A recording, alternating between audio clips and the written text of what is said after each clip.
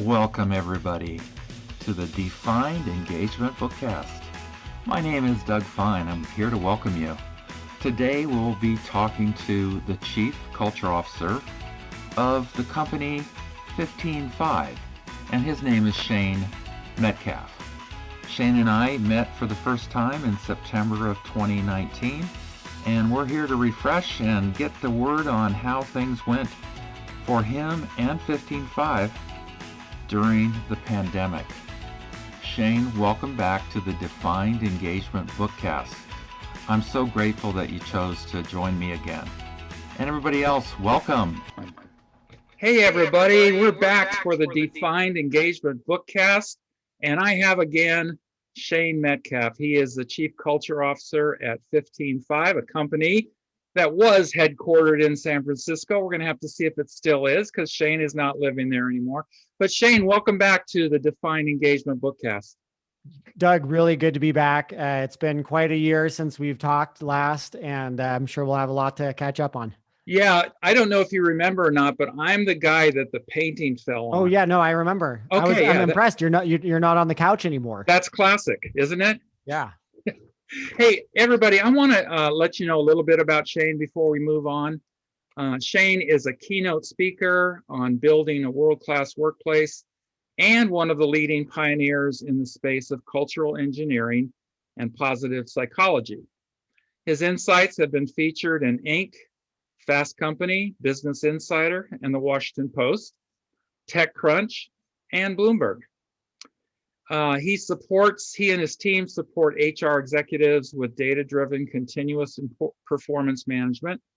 15Five has won numerous awards for their company culture, including the prestigious Inc. magazine's Best Workplaces Award, and is ranked number 3 in the US on Glassdoor. So you can follow Shane on Twitter.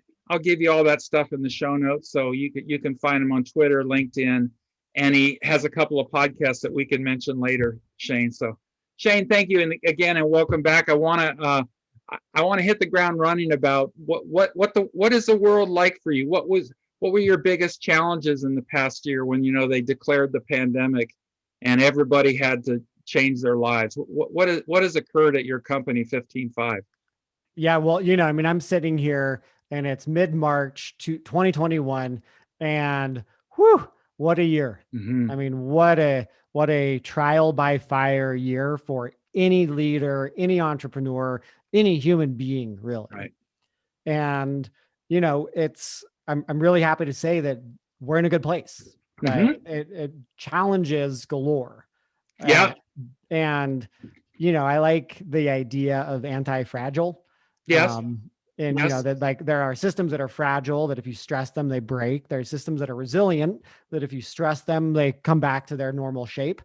And then there's systems that are anti-fragile, which is if you stress them, you challenge them, they actually get stronger. Mm-hmm. And I like to think of human beings and just the human spirit in general as anti-fragile. And, there's a lot of content in the last 12 months. And I'm so unbelievably relieved that we're looking at a very healthy and successful business at 15Five. And there were moments of uncertainty, doubt, confusion, and we navigated those, and are continuing to. But things are in a really strong position, stronger than we were before COVID. That's amazing. That's very cool to hear. It's great to hear, because when we talked a year and a half ago, I was amazed, and that's why we talked the first time. I wanted to get to know you and hear about how you lead your company along with your co-founders and your other leaders. And a couple of takeaways from there, if you recall, is we talked about trust. And I think trust had to have been challenged even more in this past year. But what was really impactful to me is you say, we trust people from day one. We hired them, we vetted them, we selected them. They know who we are. We know them pretty well. And we're not going to make them have to jump through hoops and prove to us that they're the right person for the job. You give that. And I think that's extraordinary. So tell me about how trust was, did building that foundation of trust help you through this time?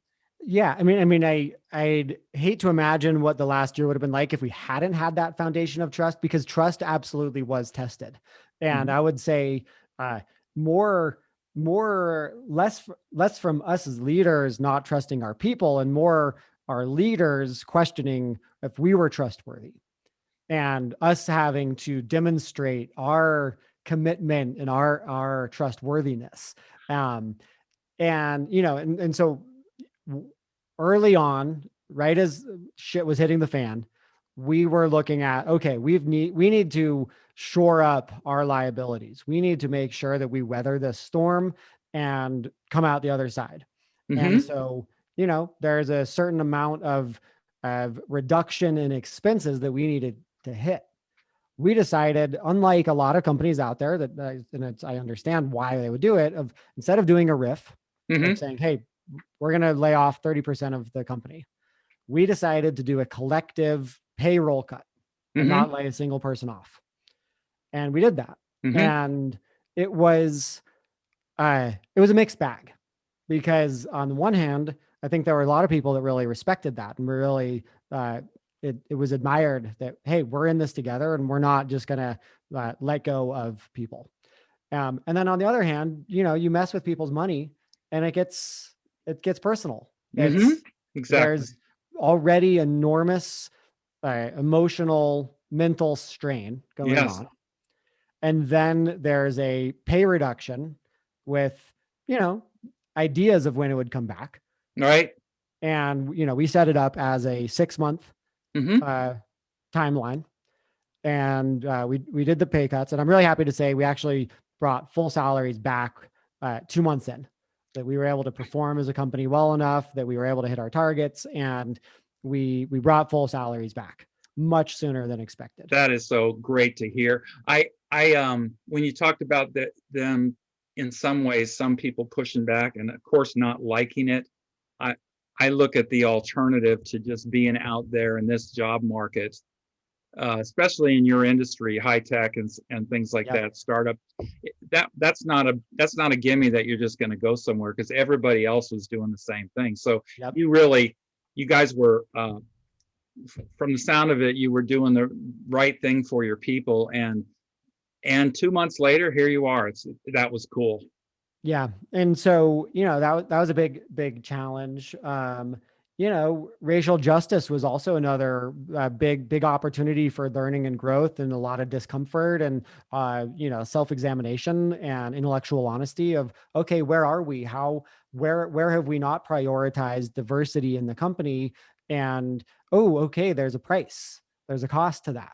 Tell me And about that, the price and the cost. yeah, well, look, I think fundamentally we've hired people who really believe in our mission of helping unlock human potential, Mm-hmm. and that passion can also come along with some real high standards of Yes. saying, like, we're playing a big game, let's play a really big game. Mm-hmm. And so there's a lot of uh, internal pressure to be getting this right. And now, and I think of there's really enlightened aspects of DEI, and there's not as enlightened aspects of DEI, where there's trauma responses, where there's you know kind of a uh, desire of how do we really build a just society, but also understand that there are elements of capitalism that are inherently unjust in some capacity. And so how do we balance that? How do we navigate? How do we meet the needs of a business Mm-hmm. while also saying, yes, we will be a part of the solution to systemic racism, and navigating all of the complexities and feelings and emotions inside of that, um, and really looking at how do we step up our game, how do we build systems and processes that can ensure that we have a long-term strategy to Mm-hmm. be moving in the right direction. Yeah. Would you be willing just to share a couple of the things and the conversations that took place uh, um, amongst the leaders themselves? Well, I think you kind of covered that. But what about leaders talking to employees about the time, you know, that racial justice challenge when the whole Floyd thing happened? What were some of the conversations that were challenging to each other as far as being on the team, and then leaders talking to their people? Was there what Yeah, went on? sure. I mean, I think that part of it is just of how do we be human here together? Mhm, How do we make space mhm, for the heightened emotion, for the grief, for the pain that so many of us were going through, while also not getting overly distracted and losing sight of the business objectives yeah, that would then have the whole house collapse, and then we don't even have a company to be building a DEI program with yeah, yeah. and be a force of good in the world. And so, that was part of it. I mean, part of it was making space for our Black colleagues to be sharing some of their experience and kind Mhm, of opening our eyes into what is their actual lived experience here, and developing and strengthening our muscles of empathy to mhm, really receive that and get it and grok it. um, that we had a lot of conversations about how do we increase representation on the senior leadership team, mhm, and how do we diversify our pipeline of mhm. candidates? How do we start partnering with more organizations that help underrepresented groups get into tech in the first place? Yeah, How that's can it. we Yeah. start actually, uh, you know, creating more mentorship programs and be a part of the solution to help increase the diversity of talent inside of technology? Yeah, I read a thing on Twitter. A woman was the diversity recruiter at Google, so she had a pretty big job in their HR department, and ultimately she got asked to leave her company. But she said some pretty interesting things about some assumptions that, really strong companies and high tech and really smart people kind of saying, you can't, if they went to a HBCU college, we're not going to get the caliber that we really want in engineers and things like that. There was just some really blatant stuff that I would think that their vetting process would determine that, instead of them assuming that there's no one out there. So she was an African American herself, and she ended up just couldn't deal anymore, even though she had done her job. So that was Yeah. fascinating.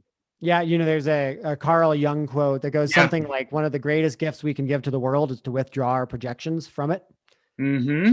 And, Mm-hmm. to me, that actually kind of speaks to the idea of uh, bringing more awareness to our biases, to the underlying assumptions and conditioning that we've been trained in from day one. And, I mean, we have to understand, like, when you look at it through a lens of epigenetics, that the not only trauma, but also mindset Yep. can be passed on from up to 7 generations Absolutely. prior. Mm-hmm. And so we're all operating with some outdated mindsets.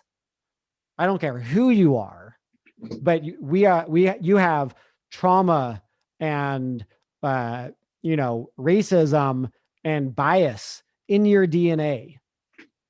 And part of the journey that I think we're all being asked to go on right now is cleaning that junk up, Mm-hmm.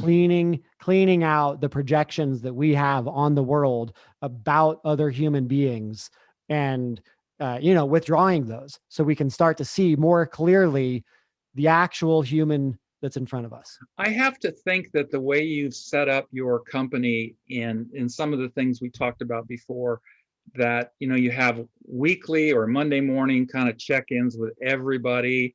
I'm not sure you're probably still doing it, but We are, just yeah. those, and then the one-on-ones that you guys are famous for as far as putting out in the world with your platform. You expect your leaders to be really engaged with their people, and I think that you also focused on really, really good and deep listening even before the quote unquote crisis. So you were expecting your leaders to listen to your people and their people. And if they happen to be in the people of color, they had some challenges there to just sit in that space and empathize, listen, listen, listen, listen. And Yeah. has that been has what's the learning been for the leadership team? Meaning, I guess you want to say middle leaders and then the executive team. What's the learning been? Well, I'll share a story that Sure. that I think is pretty powerful. And so towards the end of the year, in early January, we Mhm. were experiencing much higher than normal turnover. Mhm. Still below industry average, but for us, I mean, first 7 years of 15.5, we only lost 5 people. Yeah. And so it was much higher for us. And so it's definitely raising some alarms, and people were wondering, oh, what's going on? Do they know something I don't? And there was definitely some tumult and discontent Mhm. in the system, and some FUD, fear, uncertainty, and doubt. Yeah. And there was one of our company all hands that somebody kind of started to try to address it, but they were getting a little defensive, and it just seemed to be making things worse, right? Mm-hmm. It was kind of like, oh wow, okay, we gotta address this. Mm-hmm. And so I did an optional 60-minute listening session, Mm-hmm. and anybody that was interested could come and ask questions, share their concerns. And instead of responding, I committed to just listening. No responding, no explaining, no justifying, no trying to correct people or Right. anything like that. Or make a decision on the Yeah. fly, things like Exactly. that. And so, about half the company came, and the half that was concerned and had questions, and we just listened. Mm-hmm.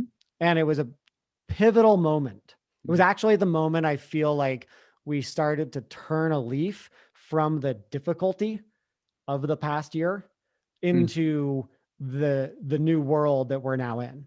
Mm-hmm. And oh boy, what a relief to be on the other side of this. Yeah, that's yeah.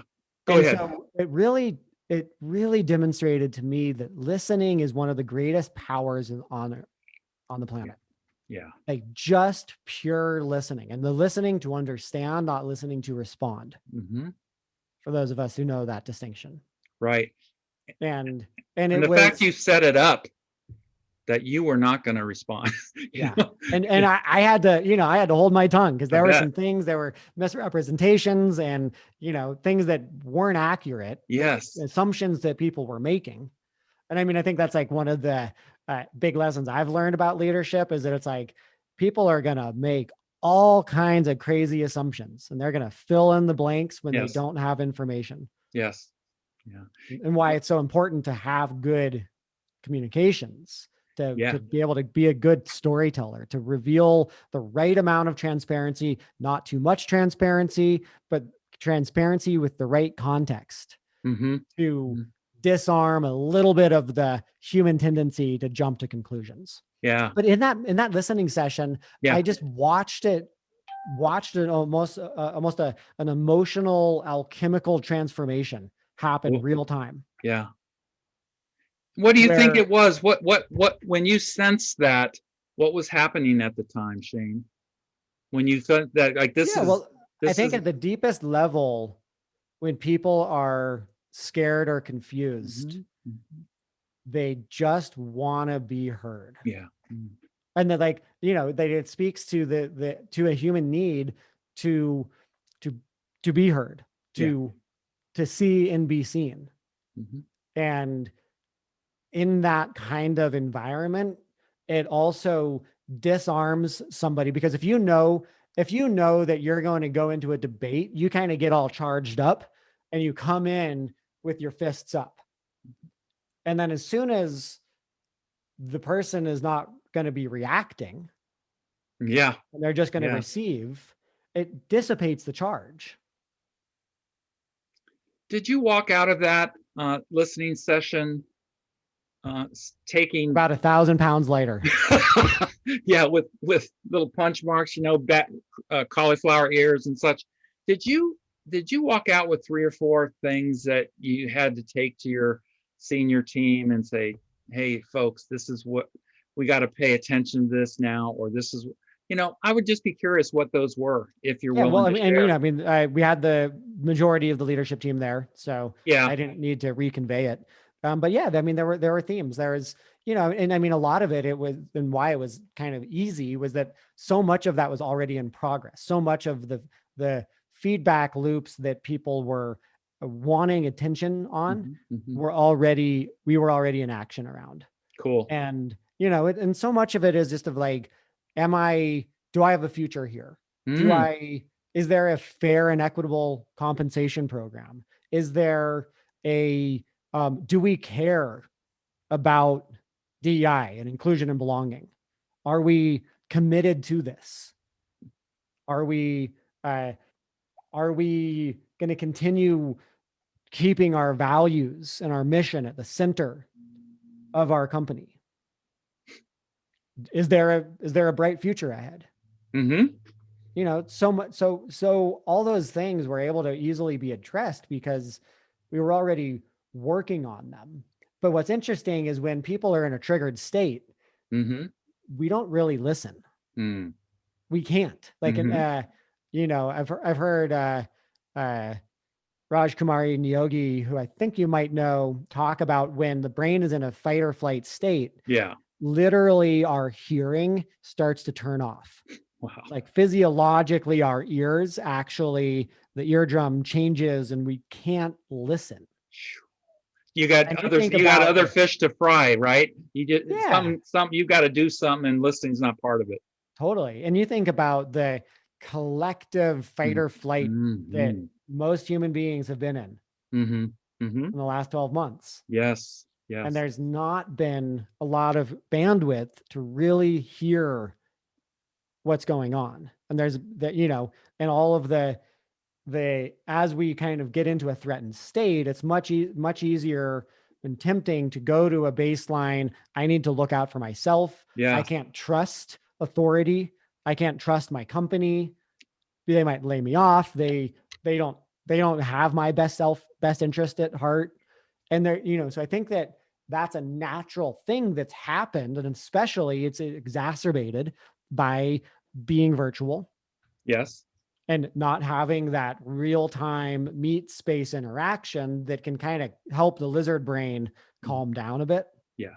Did you, when you talked about, there were times in that meeting where you wanted to respond, because I think that might have been for your leaders really difficult to hear, in that you guys have spent, since you started, architecting,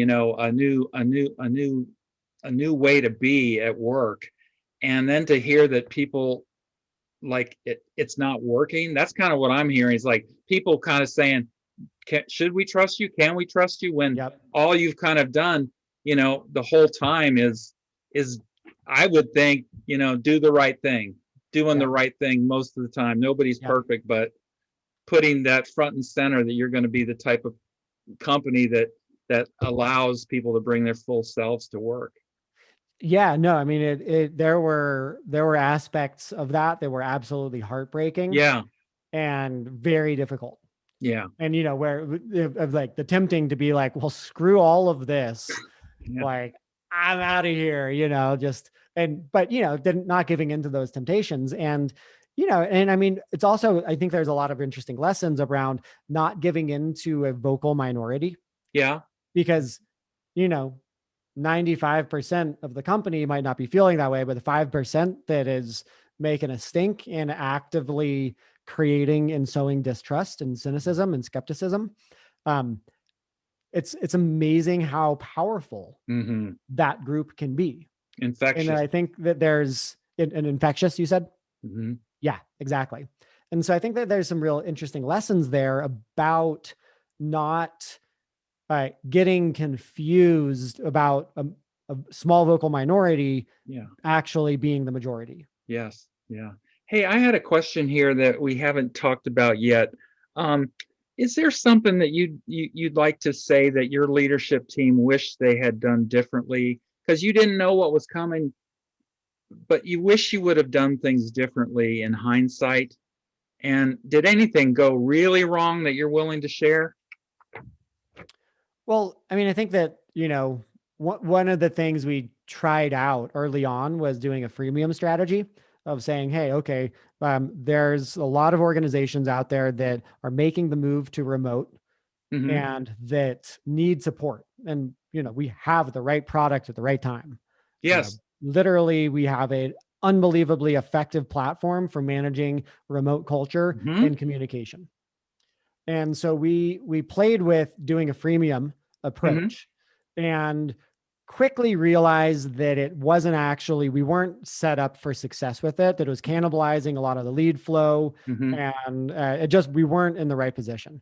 Um, that created a bit of whiplash internally just because, you put people on one project and then you change it, Yeah. and it can, people's feelings get hurt and they take it personally. And so I do wish that we had uh, not done that approach. Mm-hmm. Mm-hmm. Um, and I mean, the tremendous learnings from it. And ultimately, I think it's going to be a net positive because it still was a lot of really valuable work that we will probably pick up further down the road. But, it is amazing when you get product strategy right, things Yeah. click in. And that's what's happening right now is decisions we made a couple of months ago are clicking in, and we're seeing the response, we're seeing the impact, and it's just incredibly exciting. I want to, just before we got on, I had a little time to look at your Academy website Oh yeah. and talk about freemium. Yep. I thought, man, you guys, and I haven't dug into it. I'm logged in. I can log in and all. You guys are giving away incredible content. I'm certain, Yep. and you're only charging for really one package, if you will, and it's less than $500. And this is leadership development. Yep. You do know what a bargain you're giving. I guess it'd say English speaking and English understanding people, what a bargain this is. When I saw the topics and such, it's like, what are you guys doing? What's going on? This is stuff that people would pay Yeah. thousands of dollars for over time. Well, And and I you mean, just have tens it of out there. thousands, hundreds of thousands. Yeah, there you go. If you're going Yeah. to educate your company. And so I just think, what an incredible, you guys are true believers in what you do, and you're willing to help others understand and be better, become their better selves and all that best self. So that was, hats off to you guys. I'm in leadership development and all that stuff. And how can you get the time it takes to build that stuff? Yep. And so anyway, congratulations and thank you. Thanks. Well, and I'll just share on that because that, Yeah. we know that software alone is not enough to Mhm. really change hearts and minds and to build Right. this new world of work, to really to change work from being a place that, is soul crushing to soul liberating. Mm-hmm. That's the vision, from changing work from one that is predominantly colored by fear and obligation Mm-hmm. to one that is predominantly colored by service and joy. That's the paradigm shift that I want to see in the world. And, I have to check myself all the time. I have to find myself when I'm operating out of fear and obligation and Yeah. get, reconnect and be like, whoa, what's going on? Take some deep breaths, do some writing, do some deep thinking, and transform those back into joy and service. Mm-hmm. And that is what we want for the world. That's what I want for the world. I know. Want cultures of trust that are cultures of authority that are based on trust versus cultures of authority that are based on fear. Yeah, beautiful. And so we know that there's education needed. We know that it can't just be software. Yes, software is really powerful, but it's why we're placing big bets on education. Mm-hmm. And have you learned about how people are taking advantage of it? Is it because honestly, I was thinking, I don't hear this. I don't hear the invite. I see some of your advertising and such, but I don't hear the invite. Come and take this learning. It's free, Yeah. And people, people like me, we want to do what we want to get to the world, what you're trying to get to the world, honestly. Yeah. So, I would push it a little more. I would invite people because it's an amazing deal and they won't go wrong. They won't go wrong. So it's almost like this is free, but it's guaranteed to change your life, change the way you walk through the world, change the way you work with your people, all that, I could hear it now. So, but then again, you know what? I don't think people oftentimes take advantage of learning, even if it is free. because I've worked at hospitals and such where we bought packages of leadership learning and things like that on an LMS, and a lot of people just didn't. I didn't do a whole lot of it either. Isn't Yeah, that, sure. you I mean, know? look, it's really easy to buy digital courses and never crack them. Yes, Um, guilty. so yeah, I mean, every single person is guilty of that one. Yeah, And, so, part of that is a marketing issue. Unbelievably excited about a new CMO we just hired. And, great. like, I mean, fundamentally, I think that we've not really found our marketing stride, and we've done some Uh-huh. good stuff, Uh-huh. but we're just getting started Yes. on that front, That's and we're wonderful. getting much bigger megaphones. That's wonderful. Have And you so, heard about your clients benefiting from it? Have you seen, just in the what's being shared, managing up, shared with your leaders? Have you seen companies really make the big leap to becoming what you think they need to be? yeah, well, I mean, that's, we're starting a customer spotlight series where we're bringing on a customer every Great. month onto our Wednesday boost, since we had one this morning. And it's so cool to hear the stories of Ah, them witnessing in real time managers becoming better managers and impacting and having that positive impact on their teams, of the increase in one-on-ones that are happening, the level of job satisfaction numbers mhm. going up, engagement scores going up. And that's what's so exciting, is because as we're evolving from a check-in tool, which is what we started out with Right. the asynchronous feedback loop of a weekly check-in, and we've evolved into a full-fledged solutions platform for for helping your people grow and develop. Yeah. And and not just the software, but the education, the context, the Right. frameworks as well. Right. And so it's a whole journey. It's a customer transformation journey that we're taking Yeah. people on. Yes. And it I is this really cool to be hearing those stories. And I'm not always as close to the customers as I'd like to be, but so it's really great when we get those snippets of it, of like, oh wow, It's a great this is idea to working. bring your customer into the conversation and let your people know that its impact brings engagement too. When you see the impact you're having on other companies because they bought your platform and they Yep. might be doing your learning, it's got to make you guys feel great, and that's part of what keeps you going. So that's wonderful to hear. Yeah. Hey, I listened to the podcast with his name, Scott Miller. Oh yeah, sure. He's a live wire, man. I Yeah, can't. he is. It's like, man, he knows a lot. He says a lot. He's fast, and I was thrilled to hear his thoughts. And I'm interested in getting his book and maybe having him come on. I know he goes on to a lot of bookcasts and podcasts and such, but I'd love to talk to him, because man, he could give me a shot in the arm I need. Yeah, he is definitely a live wire. Really enjoyed that one. I mean, I just love some of his frames around how the personal accountability, and it's not HR's job to create engagement. We can only create conditions for people to choose their own That's right. engagement. That's right. And it's not HR's job. We facilitate things and give people ideas, but they're on their own in a way. Yeah. They got to do the work in themselves. Hey, I know you got a hard stop, but I call this a book cast, and I'm going to ask a couple questions. First, what is the exciting future that you are planning for right now for 15.5? What are some of the things that you say by the end of this year, end of calendar year, we're going to have fill in the blank, if you're willing to share? Yeah, well, I mean, there's definitely a lot of stuff I can't share, Sure. and we've got some really exciting plans that have, just pay attention to the news wires in the next, couple weeks, Yep, month. I Um, will.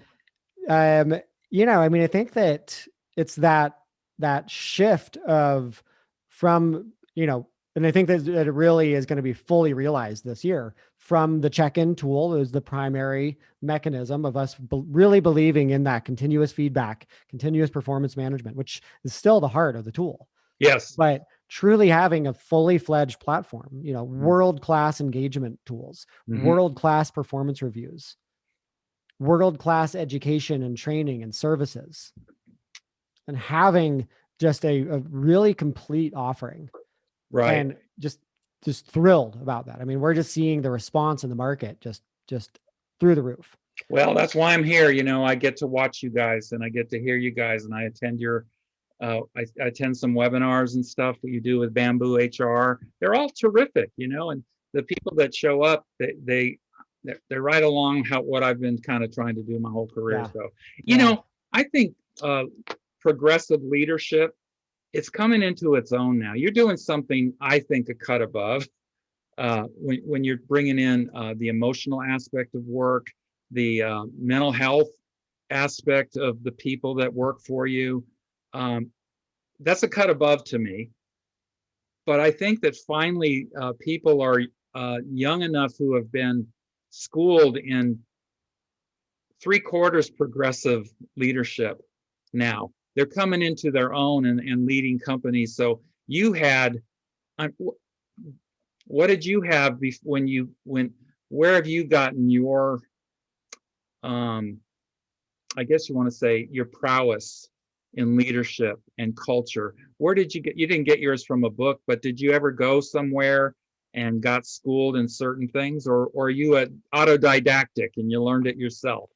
Yeah. I mean, both and. Uh-huh. I mean, I have a fairly non-linear road less traveled Yes. background. Yes. I actually credit a lot of it to my high school. Yeah, I remember you saying that. Mm-hmm. Yeah. I mean, my high school was just foundational because it was a social experiment in itself. Right. It was small. Not a expensive private school. I don't want people to think that, but we had a 4-day school week. The curriculum was based on a lot of Ken Wilber's integral philosophy. Our headmaster used to design colleges with Buckminster Fuller. Yeah. And so it really encouraged deep thinking. It encouraged self-reflection. It encouraged community. And so I have to credit my high school with Fantastic. that. Are they still in business? No, they're not, unfortunately. Yeah. And then, in my early 20s, I had moved to the Bay Area and I worked in private equity for a year and I hated it and was miserable, and then dropped out and basically disappeared from the professional career map. Mm-hmm.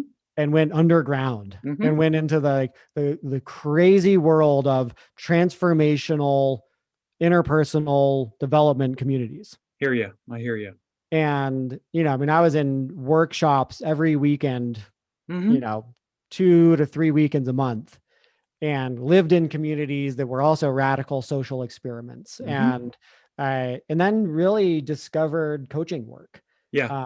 Not to mention, and then also simultaneously, ayahuasca was a massively influential part of my development, which is a Peruvian plant medicine. A friend of mine went down there and got in the sweat lodge, I guess, or whatever, with the shaman. Yeah, the ceremony.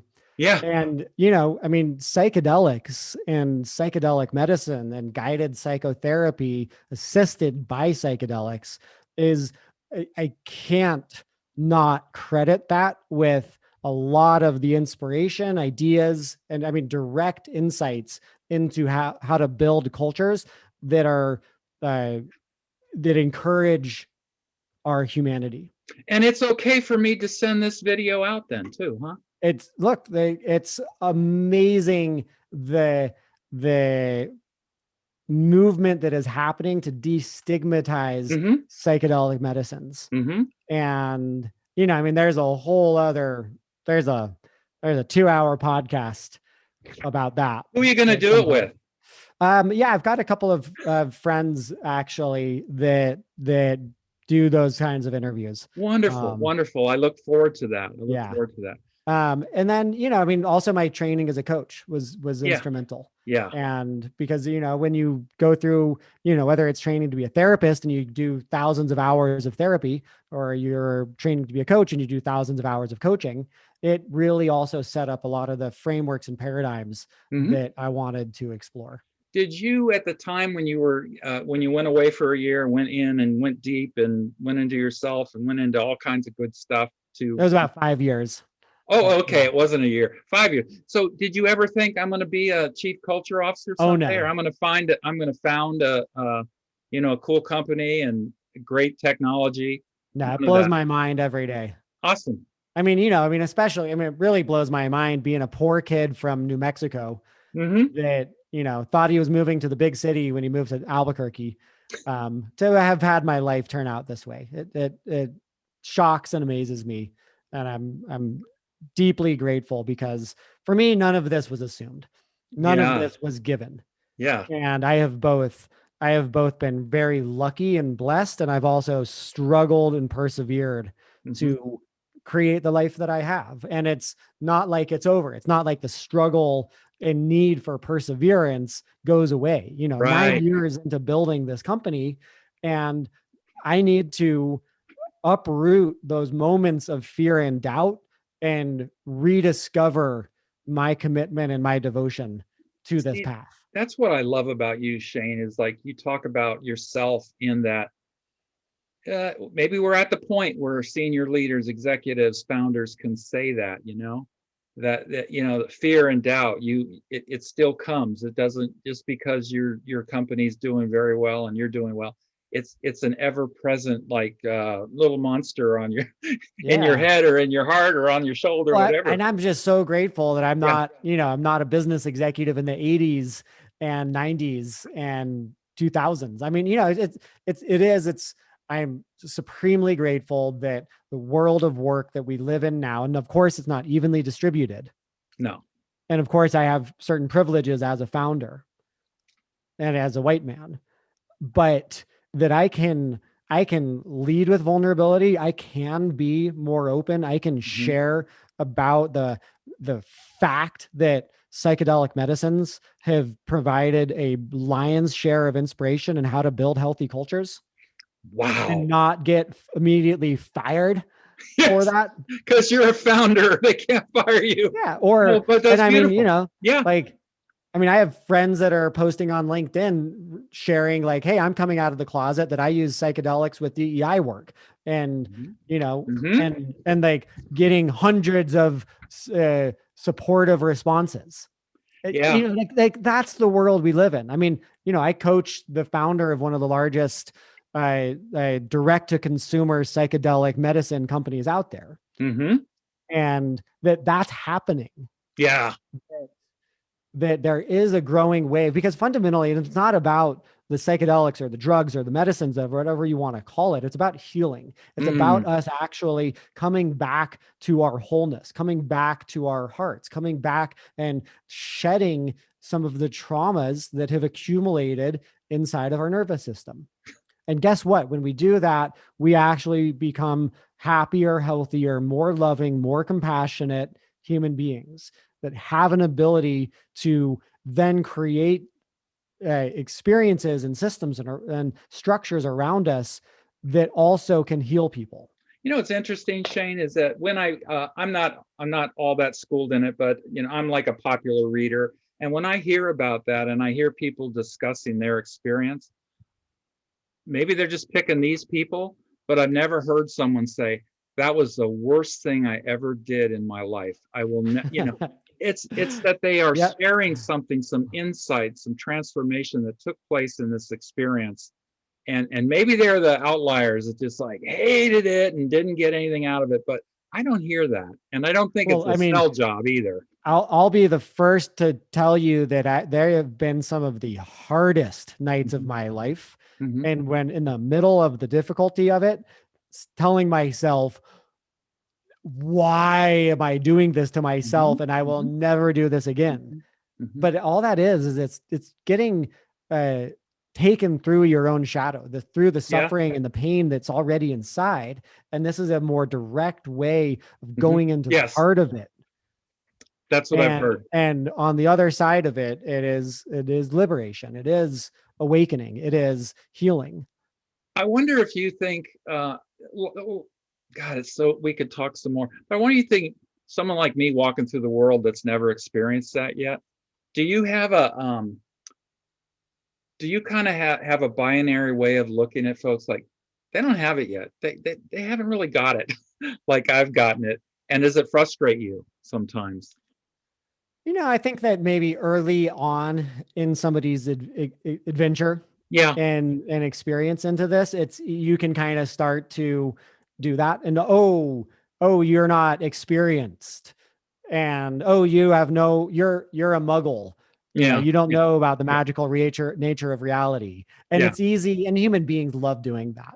Mhm. But the real essence of this work, and as you, I think, mature inside of it, it's that falls away, and you actually just start to see human beings as these incredibly beautiful, wounded, hurting, worthy of love creatures and animals that we are. Yeah. And so I think that it, I think that if somebody's really earnestly engaging in this work, Yeah. what it's actually going to do is it's going to increase compassion for Mhm. everybody else that you meet, because we're all fighting a hard journey. We're all, what like the quotes of like, be kind, everybody's fighting a hard battle, or whatever it is. Yes. And so I think that to me is more the outcome is, oh, I can be happy. I can claim my own unimaginable happiness. I can let go of the sufferings and the ailments of the past. I can begin to open my heart and my mind and be a little less defended from the pain of the world. Mm-hmm. I can breathe, I can cry, I can laugh with a little more freedom to be myself. And I get why, and I don't judge other people for being at their stage on their Right. own journey, because I have no clue what this other person has gone through. Right. Right. Hey, we only got about 10 minutes left, and I'm hoping to, because I started calling this a bookcast. I thought I want to legitimize this with you, because I don't think you've written a book yet, but I'm waiting for it. I think it'll be awesome. Find the time with, a new child and all that. You got to find the time. But here's the question about, what are a couple of books that have been seminal influences for you in your life, and why? Yeah. Okay. Well, given that we've been talking about ayahuasca, I'll just throw one out there that I Sure. think is a really great place to start. If this conversation piques anyone's interest, and this it really is one of my favorite things to talk about. Yeah. Is When Plants Dream by Mm-hmm. Daniel Pinchbeck. Okay. And it's a really great exploration of the indigenous Peruvian insights and understandings of the intelligence and consciousness of plants. Okay. Super interesting. Did you ever, did you know Stevie Wonder has an album called The Secret Life of Plants? I did know that. Yes. I'll have to listen to it again. He speaks to me a lot, his music really. I'll have to listen to it, and then, Yes. let you know what I'm learning. Okay. What's the other one? Okay. So let Or me others. think about some other, maybe going a little bit more back into business people topics. I gotta credit Patrick Lencioni and 5 Dysfunctions of a Team. Right. That was a foundational book for me when I was early in my business coaching practice. And I used that framework all the time. And I've used it continually throughout 15/5's history to build healthy leadership teams. Good. Because that's where it starts. That really is where it starts. And that's where the egos have got to be dealt with in those settings. I think my experience has been I'm out of the corporate world now, but it's usually vice presidents shooting machine guns at each other one way or another, and trying to get more people. It's awful. So great. Yeah. That I got there's a book that just was pictures of that book. Have you seen that? It's like, I haven't. Yeah, I'll send it to you. I will. Like a little graphic novel version. Yeah, exactly. That's what it was. Yeah. Nice. Okay. Now, what about, what are you reading now? Is there anything you're reading now and really enjoying? And it doesn't have to be, it could be anything. Yeah. I'm a big science fiction fan, so I'm constantly consuming science fiction and looking for the new stuff. Three Body Problem by Sijin Liu. Three Body Problem. Phenomenal, especially for a non-Eurocentric science fiction. Chinese author. and just mind-bending, incredible book. And what's the author's name? Cixin Liu, Cixin Uh-huh. Liou. Uh-huh. And really cool book that changed how I think about the universe All forever. right. All right. Yeah. Um, Yeah. and then I'm just gonna keep throwing on some science Please. fiction because Please I do. just and also fiction has probably contributed to my leadership more than nonfiction. Mm-hmm. That's the I hear that. I hear that sometimes. And there's actually really interesting research in this, and that like reading fiction increases empathy. Yeah. Because you're literally neurologically, you're switching into another person's Yes. perspective. Yes. Loud And and it's clear. training the brain to see from other perspectives. Loud and clear. Yeah. Um, and so I just really, I think sometimes I've heard a lot of people say this, oh, I don't get fiction because I feel guilty that I'm not learning something. And I feel sorry for those people, Yeah. because the joy both of getting out of this insane world for a moment and a little bit of escapism, but also getting Absolutely. so much inspiration and perceptual flexibility of seeing these different worlds and different ideas that are just phenomenal and super intelligent. Yes. So definitely recommend fiction as a part of leadership development, Absolutely. and just being a happy human being in general. Fiction is going to, by definition, kind of make you more well-rounded, and that's kind of what we want to be. Old school term, but now, last question: is there anything I Oh, didn't and ask? Netflix is, Reed Hastings' book, No Rules Rules, really good. Just a little more than halfway through it. Can't recommend it enough. And what is it? It's a book. It's a It's a book. series about what? No, it's a book. No rules, rules. Okay. No rules are better. Yes. Netflix and the culture of reinvention is the Okay. subtitle. Oh, it's about Netflix. It is. Okay. And so Is it it's on Netflix? basically no, it's a book. Oh, it's a book. Okay, I'm finally getting And it. it's really detailing some of their more radical cultural initiatives, things like no vacation policy and no expense report policy, talent density, those kinds of things.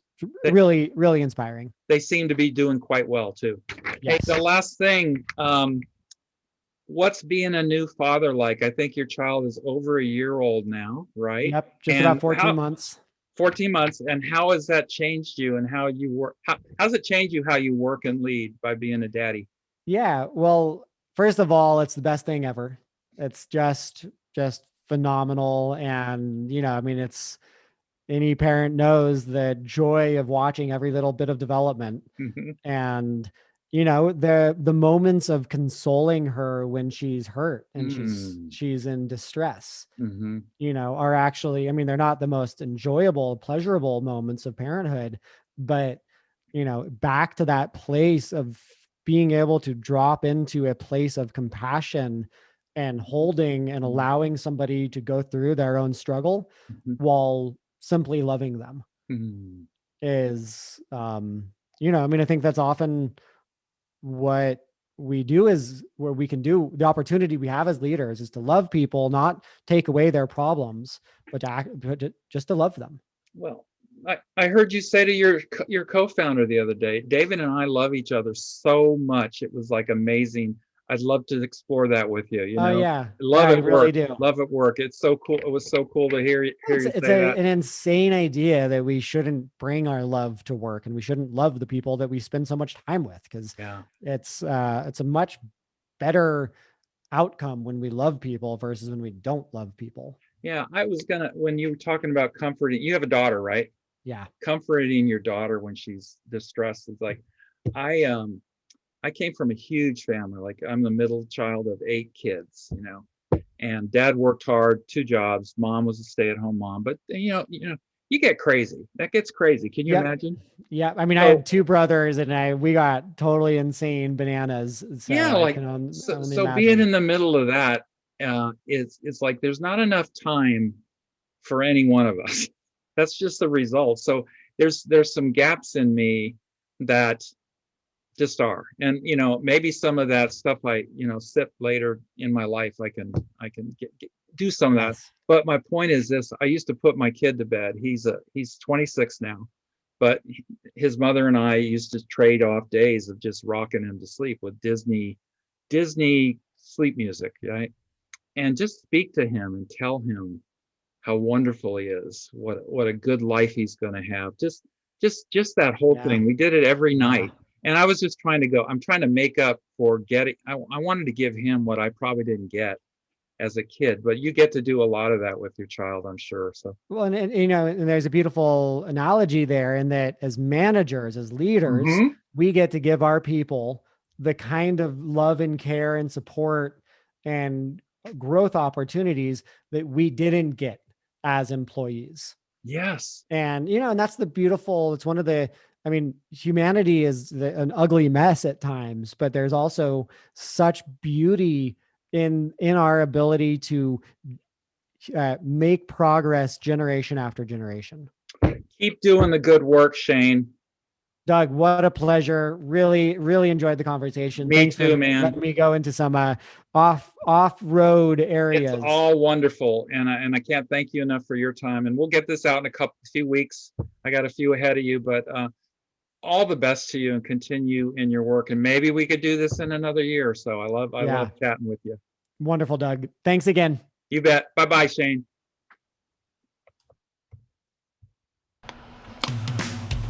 We'll be speaking next time to Tracy Maylett. He is the CEO of DecisionWise, and he wrote 2 books. One book is Engagement Magic, and his second book is called The Employee Experience. Tracy is an expert in workplace environment and culture, leadership development, and consulting in other areas. So Tracy will be with us next time on the Defined Engagement Bookcast. You can find more bookcasts at www.anchor.fm/Doug-Fine and visit my website www.dougjfine.com. We'll see you again next time, and thank you so much for joining me today on the Defined Engagement Bookcast. See you next time.